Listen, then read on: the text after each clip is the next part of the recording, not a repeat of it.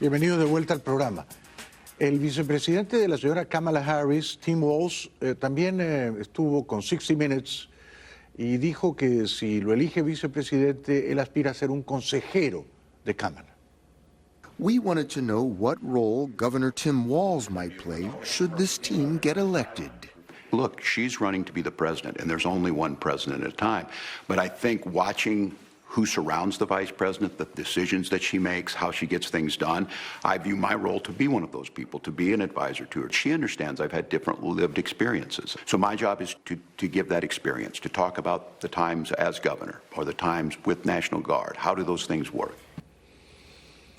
Por otra parte, y multiplicándose, la señora Kamala estuvo hoy en The View, programa de ABC News, quiero decir, de ABC.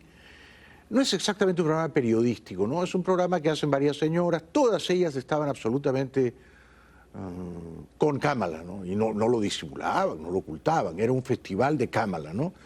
Así que todas le hacían preguntas edulcoradas, azucaradas, y todas la celebraban y tal, y le preguntaron cómo fue la llamada telefónica de Biden anunciándole que se retiraba de la reelección. Get this phone call, and I guess you can tell who's calling. And what does he say? So I'll set the scene for you. Okay. So it was a Sunday, and our family, my niece, her husband, and their two daughters were staying with us. And I had promised them that Sunday Auntie was going to make pancakes and bacon, and we were going to have a really... And, you know, the kids wake up, the girls, they're 6 and 8, they were at the time, they wake up early. We always wake up the first. Right. So they come knocking on the door, and we have our quiet time in the morning, just me and the girls. Right. Entonces cuenta que, bueno, Biden le dijo por teléfono, no voy a ir a la reelección, quiero que tú seas la candidata, y que ella le preguntó, ¿está usted seguro? Y que hablaron largo rato.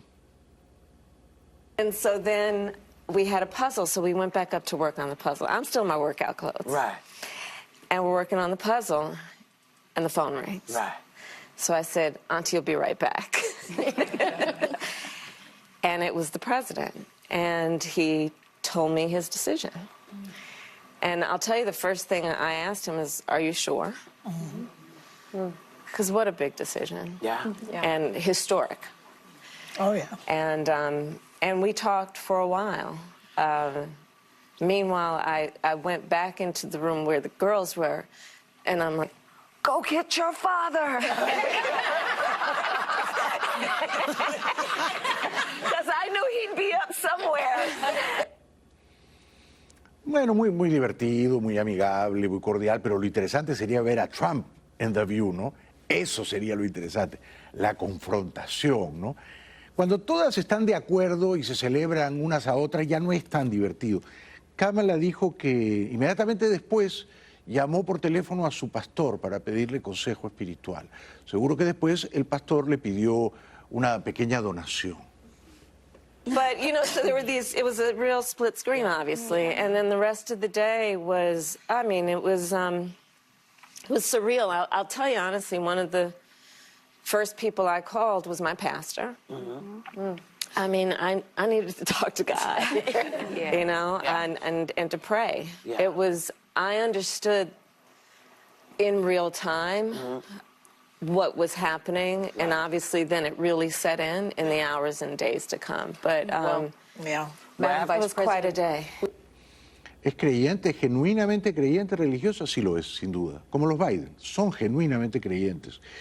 Luego, bueno, le molestó que Trump estuviera diciendo que ella y Biden no han ayudado debidamente a las víctimas del huracán Helene. Right now, there is a monster storm barreling towards my state of Florida, a place that's still reeling from Hurricane Helene. Trump is lying, claiming that the Biden administration is intentionally withholding aid from the areas where Republicans live, and that FEMA funds are being redirected to migrants. Ironically, that is something he did in 2019. What do you think the effect of these lies are, and why is he doing this? Well, It's profound, and it is the height of irresponsibility and, frankly, callousness. Y entonces dijo que son juegos políticos egoístas. Y en efecto son. And the idea that somebody would be playing political games for the sake of himself, but this is so consistent about Donald Trump.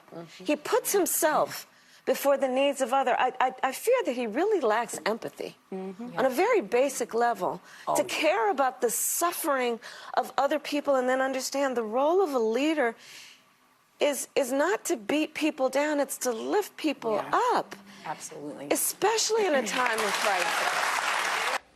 Es una buena frase y es exactamente así y ya regresamos.